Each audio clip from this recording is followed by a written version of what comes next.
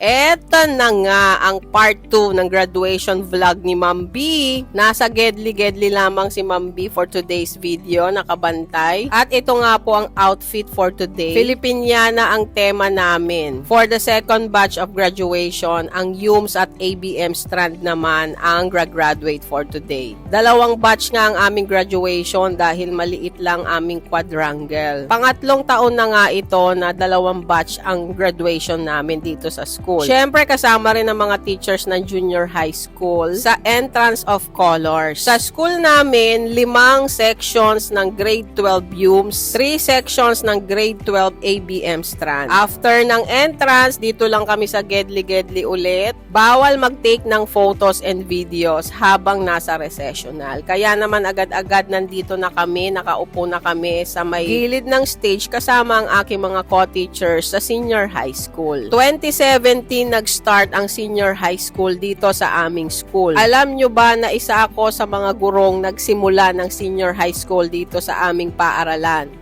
Nag-start kami sa senior high school na 8 lang na teachers. Ngayon ay nasa 52 na ang teachers sa senior high school. Habang tumatagal nga ang senior high school sa school namin, ay dumadami rin ang enrollees. Yan, isama ko raw sila sa video. Masaya lang kami na nakatapos na naman kami ng isang school year. Nakakatuwa dahil napakaayos ng aming graduation. Nakakapagod man, pero masaya kaming lahat dahil matagumpay naming nairaos ang lahat ng activities ng end of school year rites ng 2023-2024. Sa kabilang gilid ng stage ay may photo booth pagbaba ng mga estudyanteng graduate. Kaya naman pwede silang magpa-picture doon. Kung mapapansin ninyo, naka-uniform lamang ang mga estudyanteng graduate para naman wala na silang gagastusin para sa toga. At yung sablay nila ay pre-provide ng Schools Alumni Association. Ayan na nga at rumarampa ako. Nasa gilid ako at nagbabantay ng mga nakalinyang estudyante. Ginaguide ko sila sa linya para hindi sila maligaw ng landas. Charot. 6 o'clock ang start ng graduation. At maayos namang natapos ito by 8:30. Ang aga kong nagising, 4 o'clock pa lang gising na ako. The day before, nakaprepare na yung aking mga outfit.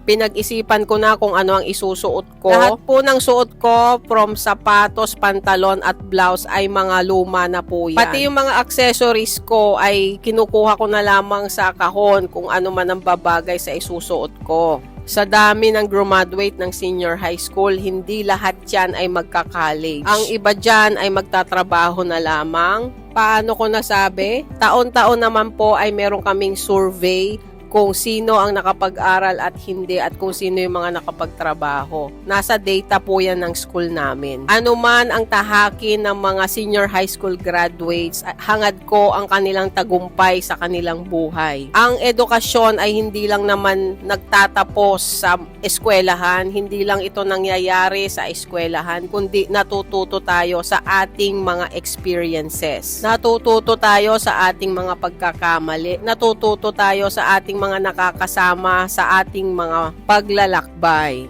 Katulad ng isang graduation program, natatapos tayo na may baong natutuhan at may baong mga masasayang alaala mula sa ating paaralan. Huwag nating kalimutan ang ating mga natutuhan sa ating mga guro, sa ating mga kaklase, sa ating mga kaibigan. At ito na nga ang exciting part, tapos na ang programa at may breakfast. Provided po yan ng school canteen at galing po yan sa budget ng school. At ang mga nag-serve ay mga incoming TVL cookery students, kasama rin ang kanilang mga teachers, syempre. Ang sarap ng saging, bet nyo. Breakfast time with all the teachers and visitors. Simpleng graduation, simpleng salo-salo. At ito na nga ang outfit ko without the sablay. Rarampa ulit si Ma'am Bim bago matapos ang video for today. Congratulations sa mga nagsipagtapos ngayong taon.